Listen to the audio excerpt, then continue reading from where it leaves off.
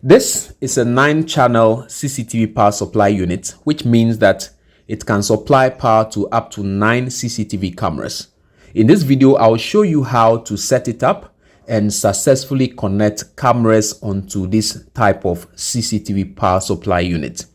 We'll be looking at the interpretation of the various conventions used in this unit so as to be able to successfully interpret any kind of CCTV power supply unit.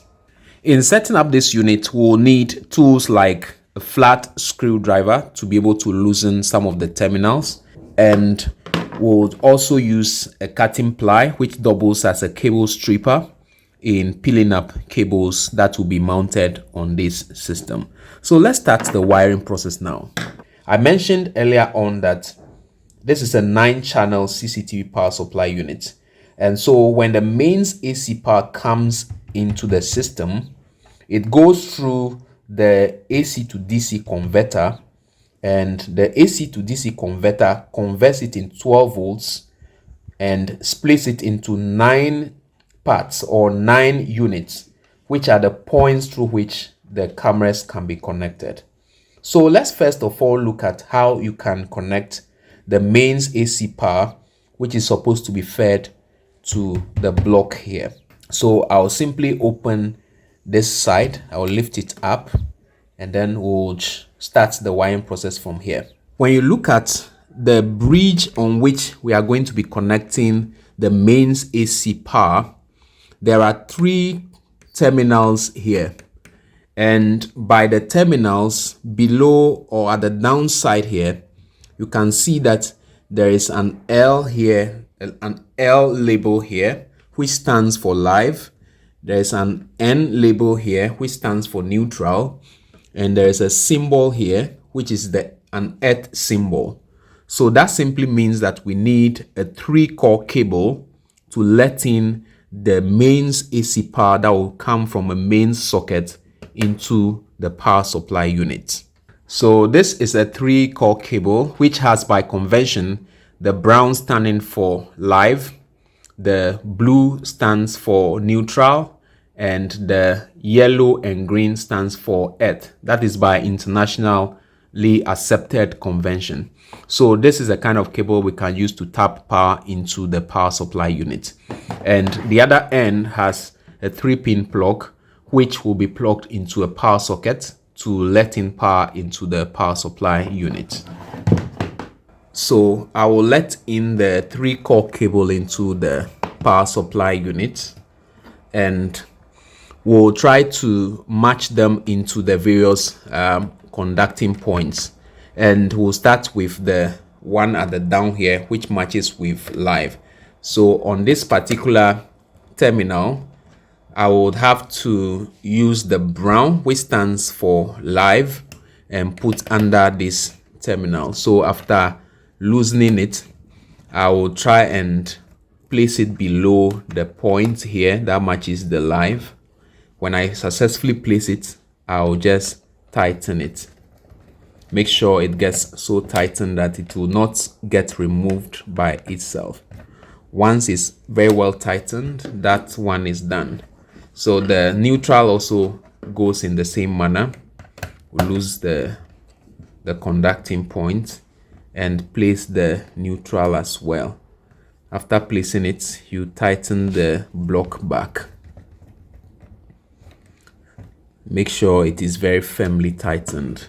And then the last one, which is the earth connection, the block will have to be loosened, and then we'll place the conductor, ensure it also goes well. Then we can tighten it up. So once it is tightened, make sure it is well done. We can check for the rest and be sure that they are also well tightened. Once they are tightened, we can close up this insulation. The insulation essentially prevents an accidental touch of this mains power, so that if you are working in the system, you will not accidentally receive electric shock in case the system is turned on whilst working on it. So it is important to make sure the insulator is closed on it, and that saves you from any accidental electric shock. So the mains AC power section has been wired. So now when we test the system, I want us to test and see if this is properly wired. The system is turned on, so I can switch it off for now. Then we can plug it up and test the presence of mains power in the system. Then we can continue. This is the 3-pin plug to the cable we wired into the mains power system. So we'll just plug this side onto a socket. So I can just plug it into my socket and turn on the socket. Once I turn on the socket, I will have to switch it on, and you can see some points lighted in here, which is an indication that there is power present in the system, and power is now present at each of the terminal blocks that will be used in wiring up the various CCTV cameras. I can see that there are some of the LEDs that are not functioning, which means that those particular points where the LEDs are not functioning, you cannot connect a camera that will successfully work. It may perhaps be due to blown out fuses on this particular system. So let's look at how the cameras can be wired onto the power supply system. But we'll first of all, for the sake of safety, have to turn off the mains power so that we'll not be working on a live system. It is advisable to always turn off the system before trying to connect your cameras onto the power supply unit. So that is exactly what we have done. And so now the system is safe for connecting the various cameras onto the power supply unit.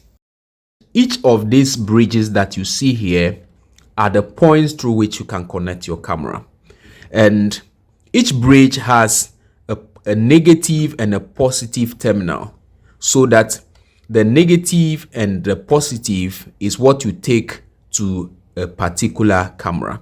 So let's use one as an example. Let's say we want to connect the power to a camera from the top point here. There is a positive and a negative terminal of that particular block. So what you simply do is to loosen both blocks, be it the positive and the negative block, before you can connect a camera. And from there, here is an example of a cable that you can use to connect into a camera. The red connotes positive and the black connotes negative, of which this side is what would be plugged into the camera. So this is a short cable that I'm using for this demonstration. So you can let in that cable. If this is a cable you want to connect to a camera, you can let it into the power supply unit. And I would want to extend or reveal more conductors on this cable. So I can use my ply to strip it to reveal much of the conductor. So I'll strip it further so I can have more conductor revealed, so that I can be able to have good contact in the system. So I have peeled more and I can have more conductor to work with. So we'll simply use the negative. The negative is the one with the black, and then place it at the point where the conductor is supposed to enter. So we can place each, and then so I can get it tightened. Tighten it up firmly. So the negative has been placed, and then we'll follow it up with the positive. Once it gets in there, you can tighten it also very well.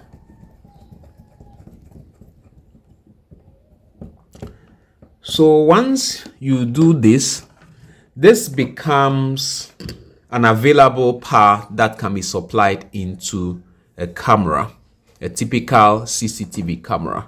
Remember, when you take a camera, the camera comes with a power and a video terminal. And so with this, you can just easily feed this into the power port of the camera, and so you have successfully connected power into the camera.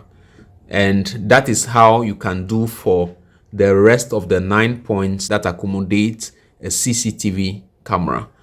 Once the power supply unit is switched on and the particular block on which the camera is connected has the LED going green, that will mean that that particular camera you have connected to that point will receive power. And then so the video part of the camera will then be active, or there will be video present at the tip of the camera. Since power is supplied to it, it will be producing video, which will then be taken into your CCTV DVR for you to view the video that is coming from the camera. Please, if you have any comment or questions, please drop them in the comment section. I will do well to answer all your questions and comments. Thank you for watching. See you in the next video. But please don't forget to subscribe to the channel if you haven't yet subscribed to the channel. Thank you so much. Bye-bye.